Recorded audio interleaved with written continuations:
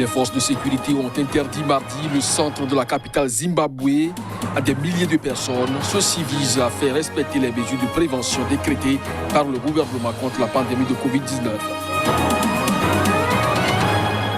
Les autorités tunisiennes ont annoncé lundi l'ouverture à partir du 27 juin des frontières terrestres, aériennes et maritimes qui avaient été fermées mi-mars afin de ralentir la propagation de la pandémie de nouveau coronavirus. La Guinée équatoriale exige le départ de la représentante de l'Organisation mondiale de la santé. Elle est accusée de gonfler le bilan du coronavirus dans ce pays d'Afrique centrale.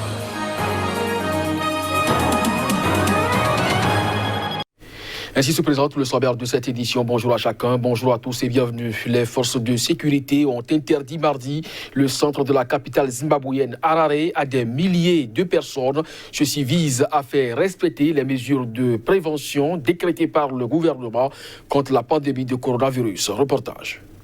Munis de haut-parleurs, des policiers en patrouille ont appelé la population à quitter la ville et à rentrer chez elle, ont constaté des journalistes de l'AFP. Dans un communiqué mardi, la police a annoncé le renforcement de ses patrouilles pour faire mieux respecter le confinement en vigueur. Au Zimbabwe, seuls les services essentiels, les commerces formels et le secteur industriel ont le droit de fonctionner pendant cette période. Le reste de la population doit rester chez elle, a souligné la police. Le porte-parole du gouvernement a de son côté expliqué que la police ne faisait qu'appliquer les mesures en vigueur. Le gouvernement n'a pas décrété un changement dans la régulation du confinement, a-t-il précisé sur Twitter. Le confinement est en vigueur depuis fin mars au Zimbabwe. Mais les mesures ont été assouplies en mai. Depuis le début du confinement, la police a procédé à l'arrestation de 50 729 personnes, dont 1324 lors de la seule journée de lundi pour infraction aux règles de lutte contre la pandémie. Un total de 157 personnes se sont par ailleurs enfuies des centres de quarantaine mis en place par le pays, selon la police. Mardi, l'Association des médecins pour les droits humains au Zimbabwe a dénoncé les conditions déplorables dans ces centres qui ne sont pas désinfectés. 35 des 96 femmes en quarantaine dans une école d'Harare ont ainsi dû être hospitalisées le 28 mai, selon l'association. À ce jour, 203 cas de Covid-19, dont 4 mortels, ont été enregistrés au Zimbabwe, pays d'Afrique australe, en proie depuis le début des années 2000 à une très grave crise économique qui a provoqué l'effondrement de son système de santé publique. Parlant toujours de Covid-19, la Guinée équatoriale exige le départ de la représentante de l'Organisation mondiale de la santé. Elle est accusée de gonfler le bilan du coronavirus dans ce pays d'Afrique centrale. Les autorités équato-guinéennes demandent au Bureau régional de l'OMS pour l'Afrique de mettre un terme aux fonctions du docteur Trifoni Nkurunziza et de veiller immédiatement à son départ de Malabo. C'est ce que l'on peut retenir du procès-verbal du ministère des Affaires étrangères et de la coopération daté du 26 mai que l'AFP a pu consulter ce mardi. Vendredi dernier, devant le Sénat, le Premier ministre équato-guinéen Pascual Obama Assoué a accusé la représentante d'avoir falsifié les données de personnes contaminées par le Covid-19. Nous n'avons pas de problème avec l'OMS, nous avons un problème avec la représentante de l'OMS à Malabo, a-t-il ajouté au cours d'une session retransmise par la télévision d'État. Le gouvernement a affirmé qu'il y a 1306 cas connus de coronavirus et 12 morts début juin pour 1,3 million d'habitants. Mais les autorités ont cessé de mettre ce bilan à jour quotidiennement depuis le 28 avril, l'actualisant seulement de temps à autre. Sous couvert de l'anonymat, un responsable du Bureau des Nations Unies à Malabo a indiqué que Trifoni Nkurunziza n'a pas encore quitté Malabo parce qu'il n'y a pas, pour l'heure, de vol.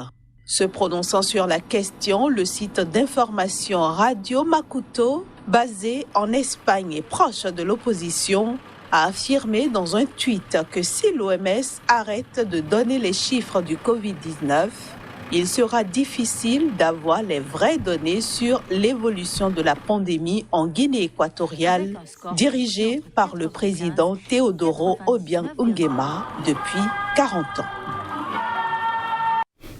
Pour leur part, les autorités tunisiennes ont annoncé lundi l'ouverture à partir du 27 juin des frontières terrestres, aériennes et maritimes qui avaient été fermées mi-mars afin de ralentir la propagation de la pandémie du nouveau coronavirus. Les déplacements entre les gouvernorats, quant à eux, seront autorisés à partir déjà du 4 juin. Reportage.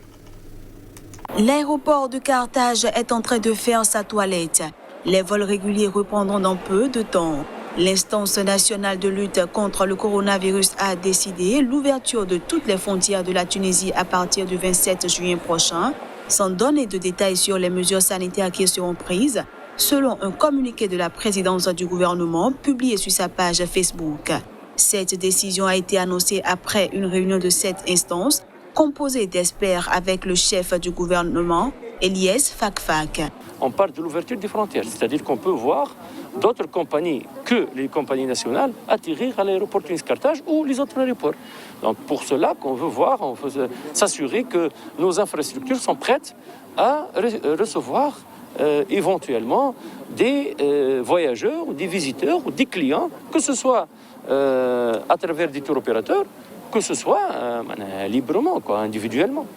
On est en discussion avec tous les pays avec lesquels nous avions des vols directs et les pourparlers continuent. Et la liste des pays qui seront ouverts au vol à partir du 27 sera affichée bientôt. Une conférence de presse est prévue ce mercredi à la présidence du gouvernement pour détailler les mesures, indique encore la même source. L'épidémie de nouveau coronavirus a marqué le pas en Tunisie où la pandémie a fait 48 morts au total. Quelques nouveaux malades sont officiellement identifiés chaque jour, essentiellement parmi les personnes rapatriées de l'étranger, et le nombre de morts est quasi stable depuis 2 semaines. Les autorités ont en conséquence commencé à lever depuis le 26 mai dernier les mesures de confinement strictes prises dès les premiers cas mi-mars.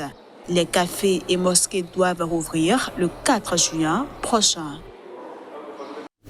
Au Burkina Faso, des partis politiques d'opposition ont affirmé ce mardi leur attachement à ce que les élections présidentielles et législatives de fin novembre se déroulent sur l'ensemble du territoire national, et ceci malgré les violences djihadistes. La tenue des élections présidentielles et législatives prévues le 22 novembre prochain s'annonce compliquée dans certaines parties du territoire burkinabé, notamment dans le nord et l'est, en proie à des attaques djihadistes, au risque d'hypothéquer leur participation au double scrutin. Mais malgré les attaques djihadistes, des partis d'opposition veulent que ces élections se déroulent sur l'ensemble du territoire national.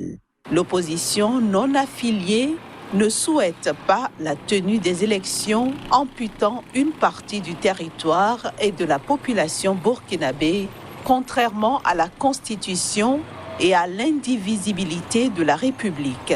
C'est ce qu'a déclaré lors d'une conférence de presse le professeur Abdoulaye Somar, président de la conférence des présidents de l'ONA, un nouveau bloc créé en avril et réunissant une dizaine de partis ni affiliés à la majorité ni au chef de file de l'opposition.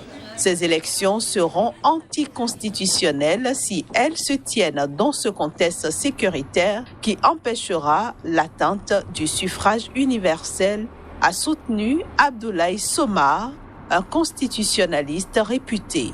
Au cours d'une autre conférence de presse, les partis affiliés au chef de file de l'opposition ont, quant à eux, exprimé leur inquiétude sur la révision des listes électorales dans ces zones d'insécurité et le processus de vote des personnes déplacées. Pour rappel, l'Est et le Nord du Burkina Faso sont les régions les plus touchées du pays par les exactions djihadistes qui ont fait plus de 900 morts et 860 000 déplacés depuis 5 ans. Le week-end dernier, une série de massacres a fait au moins 50 morts dans ces régions. Lors d'une audience ce mardi, le président nigérian Muhammadu Buhari a annoncé qu'il soutiendrait la réélection d'Akinwumi Adesina, le Nigérian qui dirige la Banque africaine de développement, et ce, malgré les accusations de prévarication qui le visent. Ancien ministre nigérian de l'Agriculture, l'actuel président de la Banque africaine de développement Akinwumi Adesina brigue un second mandat à la tête de l'institution lors de l'élection prévue en mai dernier et reportée au mois d'août en raison de l'épidémie de coronavirus. Malgré le fait qu'il soit accusé de prévarication, le président Muhammadu Buhari a assuré à Akinwumi Adesina lors de leur rencontre à Abuja que le Nigeria le soutiendrait fermement. Le président Buhari s'est engagé à ce que le Nigeria travaille avec tous les autres responsables et actionnaires de la BAD pour permettre au docteur Adesina d'être élu pour un second mandat. Sur la base de son bilan, peut-on lire dans un communiqué de la présidence nigériane publié dans la foulée. Les États-Unis font pression pour l'ouverture d'une enquête indépendante après des accusations portées contre Akinwumi Adesina par un groupe de lanceurs d'alerte tels que comportement contraire à l'éthique, enrichissement personnel et favoritisme. Mais la semaine dernière, à l'issue d'une réunion du bureau du Conseil des gouverneurs de la BAD pour examiner l'affaire, aucune décision n'avait finalement été prise, avait affirmé sa présidente, Niale Kaba, également ministre ivoirienne du Plan et du Développement. Économiste spécialiste du développement, Akinwumi Adesina a de son côté clamé son innocence dans un communiqué ce mercredi et a affirmé qu'il allait continuer à travailler. Il est actuellement le seul candidat pour un second mandat de 5 ans à la tête de l'institution panafricaine de développement. À noter que le Nigeria est le premier actionnaire de la BAD et Akinwumi Adesina, le premier Nigérian à diriger l'institution depuis sa création en 1964. Et c'est sur cette information que nous refermons ce journal. Merci à vous de nous avoir suivis. Très bonne journée en compagnie de nos programmes.